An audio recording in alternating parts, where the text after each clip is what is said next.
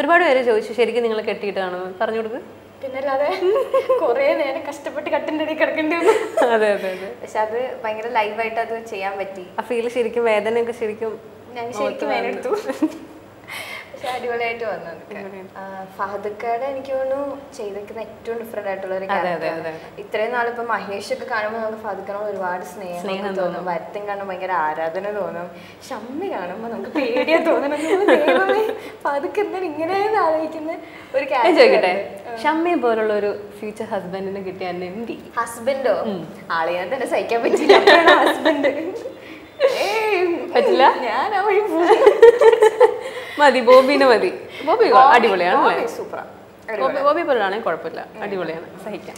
അതെ, ക്രീസിന് ഷമ്മിനെ പോലത്തെ ഒരു ഹസ്ബൻഡ് ആണെങ്കിൽ എന്ത് ചെയ്യും?